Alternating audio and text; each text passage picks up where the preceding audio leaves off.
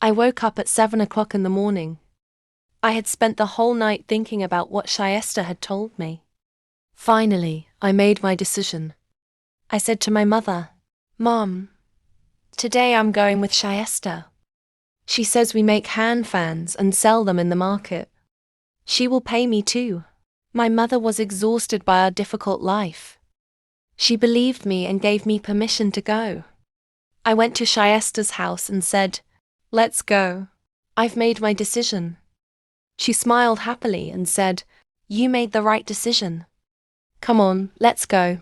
At that time, I was a young girl.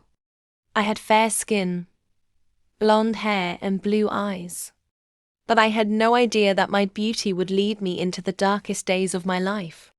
Shayesta handed me a few pens and said, "Stand here. Whenever a car stops, show them the pens. They'll give you money." I did exactly what she told me. That day, for the first time in my life, I saw strange people and frightening looks. I experienced things I had never imagined before. I stood there until evening. When I went home and counted my money, I had earned 370 rupees. I gave the money to my mother. She was so happy and said, "God bless you, my daughter. You earned even more than I did."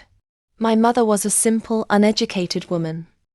She truly believed that I had spent the day selling handmade fans with Shayesta. But the truth was very different.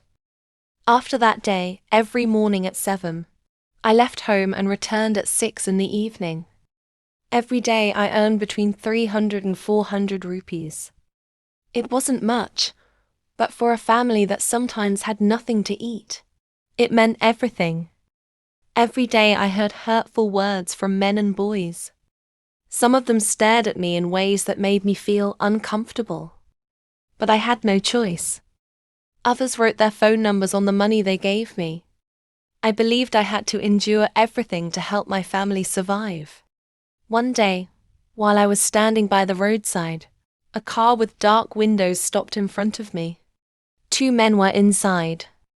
They looked at me for a few seconds, and one of them handed me 500 rupees.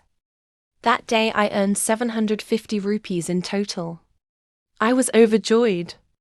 On my way home, I bought half a kilo of meat and a dozen bananas.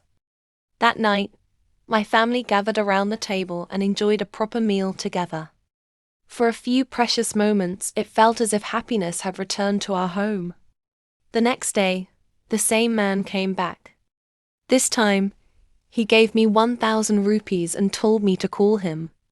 His phone number was written on a piece of paper, but I ignored it. A few days later, he returned again. This time, he made me an offer that frightened me.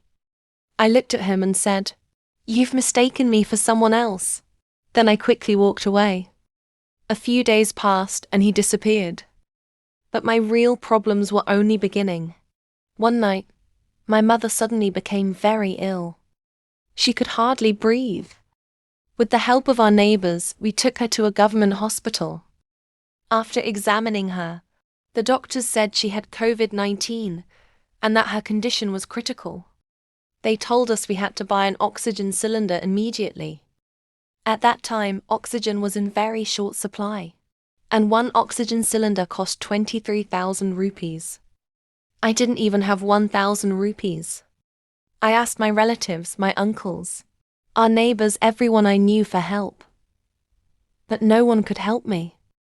My mother's family had cut all ties with us because she had married my father against their wishes. I felt completely helpless. On one side, my mother was fighting for her life in the hospital. On the other side, my younger sisters and little brother were hungry at home. Shayesta came to visit my mother in the hospital. When I told her that we needed money for oxygen, she said, "There is one way. Accept the offer from the man who gave you his phone number." I was shocked. "How can you even suggest something like that?" I asked angrily. She left, but her words stayed in my mind. That night, I cried for hours and prayed to God. The next morning, I went home to check on my sisters. They looked at me and said, We haven't eaten anything for 2 days. My heart broke. At that moment, I made the hardest decision of my life. With trembling hands, I searched my bag, found the man's phone number and called him. To be continued.